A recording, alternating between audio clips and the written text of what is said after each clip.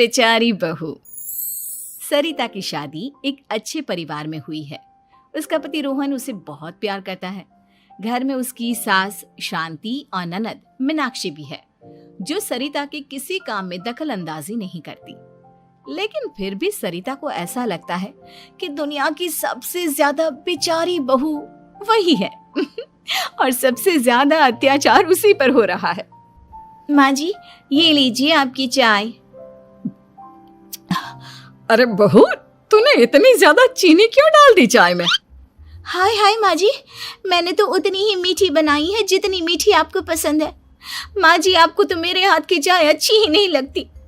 जब देखो कुछ न कुछ कमी निकाल ही देती हो। अरे बहू, तू एक बात के पीछे ही पड़ जाती है। मैंने ऐसा कब कहा कि तू रोज चाय खराब बनाती है?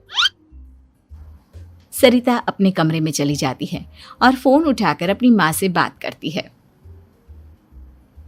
हेलो माँ, कैसी हो आप? क्या कर रही हो? मैं तो ठीक हूँ, पर तू बता, तेरा मूड कैसा है? तेरी आवाज से लग रहा है कि कुछ तो हुआ है तेरे ससुराल में। अरे क्या बताऊँ माँ, यहाँ तो हर समय मेरे साथ बहुत बुरा व्यवहार होता है। मैंने अपनी सास के लिए इतनी अच्छी चाय बनाई, लेकिन मेरी सास चाय पीते ही मुझे 4 बातें सुना दी। बेटी, तू इतनी छोटी छोटी बातों पर ध्यान ही क्यों देती हो? तुम्हारी सास ने कुछ बोल भी दिया तो क्या हो गया, वो बड़ी है ना तुझसे। माँ ने इतना समझाया, लेकिन इस बात का सरिता पर कोई असर नहीं हुआ। अपनी बेचारी बहू की छवि वो बदलना ही नहीं चाहती। अगली सुबह सब नाश्ते की टेबल पर बैठकर नाश्ता कर रहे थे, तभी सरिता ने अपने पति से कहा, सुनिए जी, मुझे ना आज बाजार से कुछ सामान लेकर आना है। आज आप ऑफिस से आने के बाद मुझे लेकर चलना ना। भाभी, मुझे भी कुछ किताबें खरीदनी है। आप दोनों जा ही रहे हो तो मेरी किताबें भी ले आना। लो, अभी तो बात ही की है बाजार जाने की तो एक फरमाइश आ गई। माँ जी, आप भी बता दो कुछ, और हाँ, मोहल्ले वालों से भी बोल दो अगर वो कुछ मंगवाना चाहते हो तो। बेचारी मीनाक्षी अपना सा मुंह लेकर रह गई। ये सब देखकर रोहन से चुप नहीं रह गया और वो गुस्से में बोला, सरिता, क्या हो गया है तुम्हें? मीनाक्षी ने तो सिर्फ किताबों के लिए बोला है। तुम्हें मीनाक्षी से इस तरह से बात नहीं करनी चाहिए। माफी मांगो उससे अभी। क्या? मैं माफी मांगू? दिन भर आपके घर के काम करूं मैं, आपकी और आपके घर वालों की बातें सुनूं मैं, और अब माफी भी मैं मांगू? ऐसा कभी नहीं हो सकता। ये बोलकर सरिता वहां से चली जाती है। एक दिन उनकी पड़ोसन घर आती है। अरे सरिता, क्या कर रही है? और क्या करूंगी भाभी जी, बस घर का काम ही कर रही हूँ। आप बताओ कैसे आना हुआ? अरे मैं तो तुम्हारा हालचाल पूछने आई थी, लेकिन तुम तो बिजी लग रही हो। कोई बात नहीं, मैं बाद में आ जाऊंगी। और क्या करूँ भाभी जी, जब से शादी होकर आई हूँ ना, बस काम ही कर रही हूँ। और इस घर में ना कोई मेरी कदर नहीं करता। पति है जो बस घर से ऑफिस, ऑफिस से घर। ननद को तो कॉलेज से फुर्सत नहीं। बची सास तो उनका सारा समय मेरी गलतियां निकालने में लग जाता है। अरे ये क्या कह रही हो सरिता? तुम्हारी सास तो पूरे मोहल्ले में तुम्हारी तारीफ करती फिरती है कि तुम बहुत अच्छी हो, पूरा घर तुम्ही ने संभाल रखा है। हाँ तो क्या हुआ, इसमें गलत क्या कहती है? सच्ची तो कहती है। मेरी मर्जी के बिना इस घर का पत्ता भी नहीं हिलता। शाम को जब रोहन घर आया तो उसने सबसे कहा, कल हम सबको मौसी जी के घर जाना है। उनकी बेटी की शादी है। सब अपनी अपनी पैकिंग कर लो, सुबह होते ही निकल जाएंगे। और सरिता, तुम कान खोलकर सुन लो, वहां जाकर किसी की बुराई भलाई शुरू मत कर देना, नहीं तो मुझसे बुरा कोई नहीं होगा। हाय हाय जी, आप तो ऐसे कह रहे हो जैसे मैं सुबह शाम सबकी बुराई करती फिरती हूँ। आज तक कोई कह नहीं सकता कि मैंने किसी की पीठ पीछे किसी के बारे में कोई बुरी बात बोली हो तो। अरे बस बहू, बात को और ज्यादा आगे मत बढ़ा। हमें सब पता है तो हमारे साथ क्या व्यवहार करती है। ये बात घर तक रखना, शादी में किसी को कुछ मत बोलना, नहीं तो सब कहेंगे कि शांति की बहू कितना बोलती है। हाँ हाँ, सब कुछ तो मैं ही बोलती हूँ ना। आप लोग तो हर समय फूलों की बारिश करते रहते हो मेरे ऊपर। सारी गलती मेरी है जो मैं इस घर में आई। सबका कितना ध्यान रखती हूँ, लेकिन फिर भी मेरी तो आप लोगों की नजर में कोई कदर ही नहीं है। अगली सुबह सब लोग मौसी जी के घर पर चले जाते हैं। वहां पर शादी का माहौल होता है, सब जगह चहल पहल होती है, बहुत सारे मेहमान आए हैं। सरिता को वहां बहुत अच्छा लग रहा है।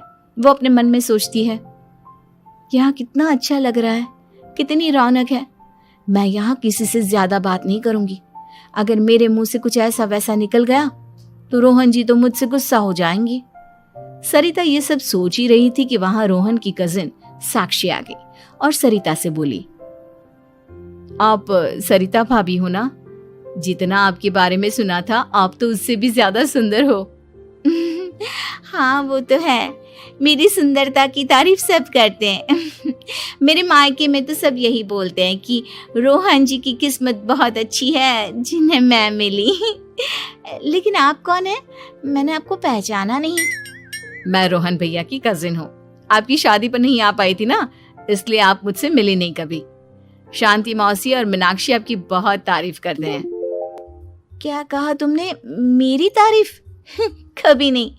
मेरे ससुराल वाले कभी मेरी तारीफ कर ही नहीं सकते। मैं इतनी अच्छी हूँ, मेहनती हूँ, लेकिन उन्हें तो मेरी कदर ही नहीं। सारा दिन घर का काम करती हूँ, फिर भी मेरी सास ना मुझे सुनाती रहती है और पति भी मेरी सास की साइड लेते हैं। ना कभी बाहर ले जाते हैं ना कहीं घुमाने। अगर घुमाने के लिए कभी बोल भी देना तो उनकी बहन बीच में आ जाती है। मैं कैसे रह रही हूँ उस घर में ये मैं ही जानती हूँ। सरिता की ये बातें सुनकर साक्षी को बड़ी हैरानी हुई। अब वो हर किसी के सामने अपनी बढ़ाई और ससुराल वालों की बुराई करने लगी। रोहन और शांति को सरिता पर बहुत गुस्सा आया, लेकिन वो चुप रहे। अगले दिन जब वो अपने घर पर आए, सरिता, तुमने क्यों सबके सामने मेरी इज्जत का तमाशा बनाया? तुमसे बोला था ना कि चुप रहना।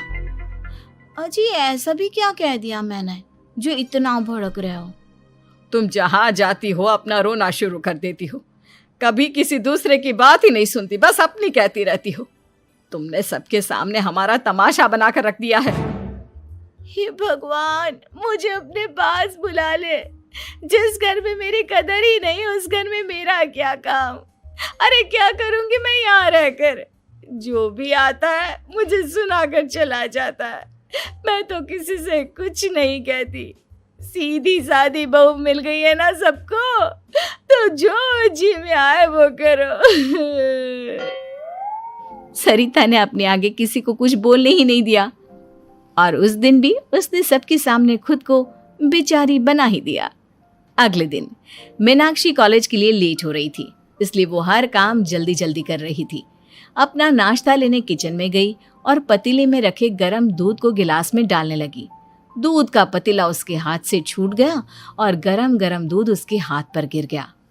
ओए माँ, हाय मेरा हाथ, माँ मेरा हाथ जल गया। मीनाक्षी की आवाज सुनकर सरिता दौड़ती हुई आई।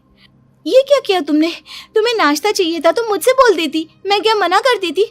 अब पता नहीं कितने दिन की मुसीबत पाल ली तुमने। सरिता मीनाक्षी को उसके कमरे में ले गई और उसका बहुत ख्याल रखा। उसका इस तरह से ख्याल रखना शांति और रोहन को थोड़ा अजीब लगा। माँ, सरिता के दिमाग का भी कुछ पता नहीं।